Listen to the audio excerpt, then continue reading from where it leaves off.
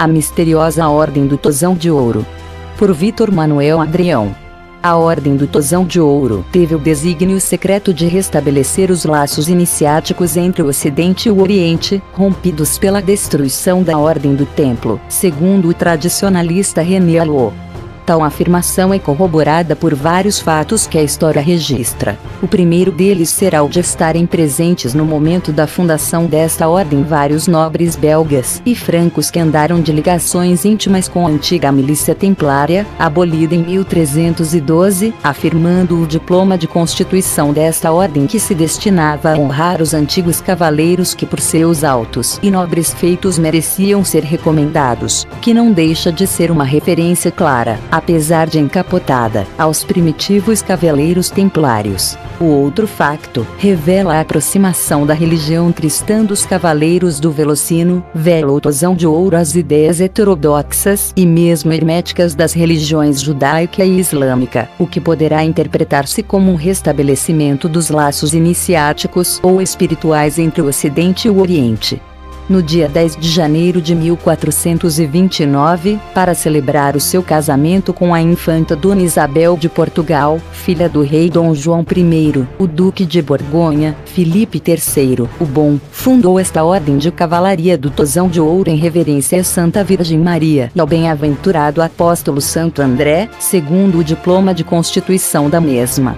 O ato solene passou-se na Catedral do Precioso Sangue em Bruges, Bélgica, e nessa ocasião passeou-se entre os convivas um carneiro vivo pintado de azul com os chifres dourados a ouro fino, segundo Baron Ranfenberg, sendo emblemático do Agnus Castus, o Cordeiro Casto ou Imaculado, expressivo do mesmo Agnus Dei que tollis peccata mundi, Cordeiro de Deus que tirais os pecados do mundo, que é o Cristo.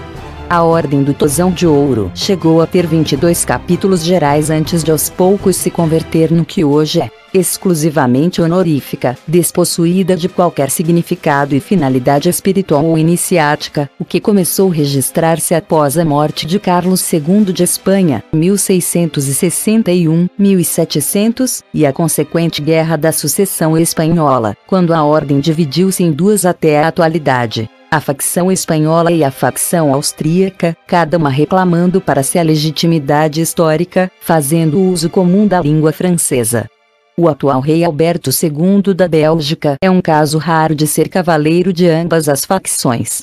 Originalmente, a Ordem do Tozão de Ouro cimentava-se fortemente na tradição hermética, muito particularmente na alquimia, transpondo o mito grego do argonauta Jasão, que recolheu a lã de ouro do carneiro alado crisómalo pendurada num carvalho sagrado na Colquida, ao sul das montanhas do Cáucaso, como já contava Homero no século VIII a.C. Ora o carneiro, ou melhor, o velocino de ouro tonçado, dom de Tozão, por Jasão, aponta a demanda do tesouro espiritual, o da sabedoria divina, em que assentam os vereditos ou ordalhas reais, de acordo com a natureza real desta ordem de tonsura.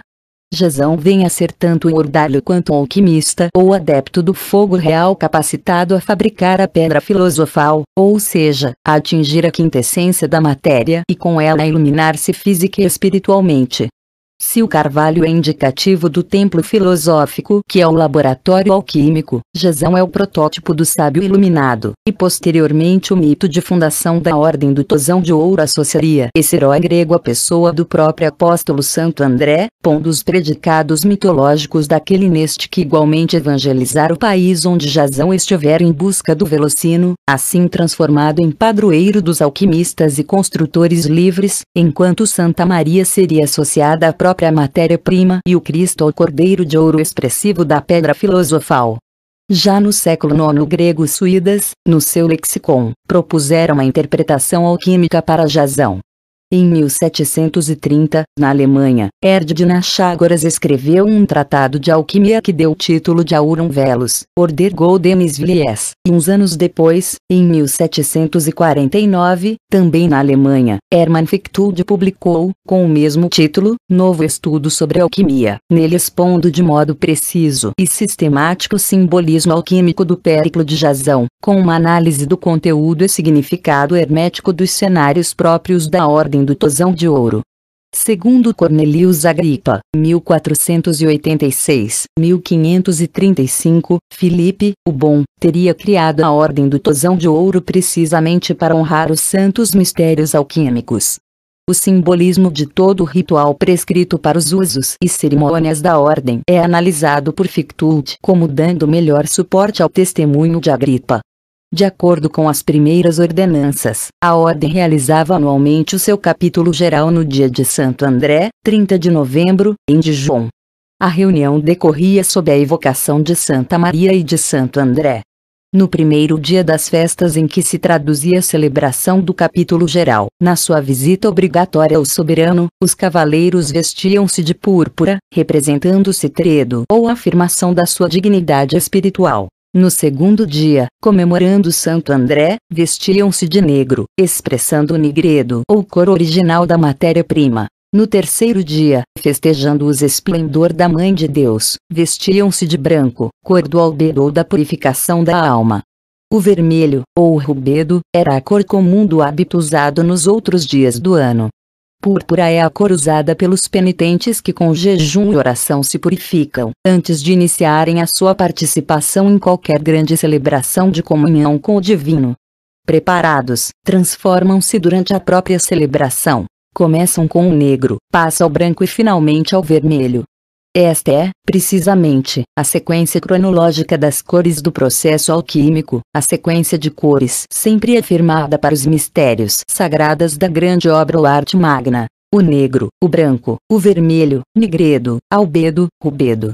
Na preparação da grande obra, a matéria-prima começa por apodrecer, sujeita a total putrefação, tornando-se negra.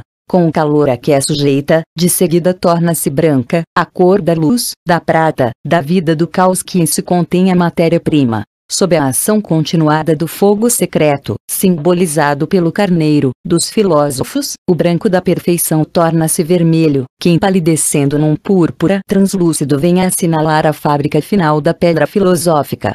Impõe-se também notar que a insígnia distintiva da Ordem do Tozão de Ouro, pela qual os seus cavaleiros eram reconhecidos em qualquer parte, era um colar de ouro composto por 8 elementos em ouro maciço, cada um deles revestido por 2 pedras de fuzil em aço.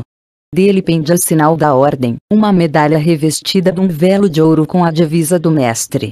Todos os cavaleiros da Ordem deveriam trazer obrigatoriamente esse colar, sob pena de serem multados, e a ninguém mais era permitido usá-lo. Em batalha, o colar poderia ser usado sem o velo pendente.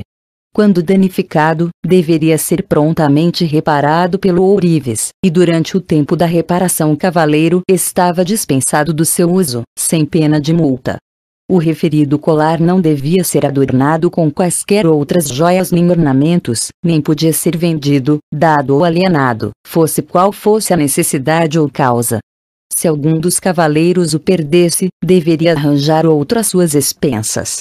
Se dele fosse despojado em batalha, o soberano deveria providenciar para lhe dar outro. Em caso de morte ou expulsão da Ordem, deveria o colar ser restituído ao tesoureiro da mesma, no prazo de 3 meses. No velo de ouro pendente no colar, Hermann Fictult viu o símbolo do rolo feito de pele de carneiro sobre o qual os antigos escreviam, em letras de ouro, dentre outras altas ciências, a da arte da crisopeia, ou seja, o método de se fabricar o ouro alquímico representado pelo Cordeiro de Deus, Jesus Cristo. Com o colar de ouro donde pendia o velo, os cavaleiros da Ordem do Tozão de Ouro usavam ainda, sobre o peito, uma estrela de 6 pontas formada por 2 triângulos de ápices opostos, que aqui é um símbolo alquímico elementar com duplo sentido, pois nele estão representados, simultaneamente, os 4 elementos naturais: terra, a água, fogo, ar, e o casamento da água rainha triângulo de vértice para baixo, com o fogo rei triângulo de vértice para cima. Para os alquimistas, o X-alfa é a estrela flamejante do Azote, o Mercúrio dos filósofos, com o Ignis, o fogo filosófico que tudo transforma. De acordo com o clássico aforismo Ignis mutat res, o fogo transforma tudo.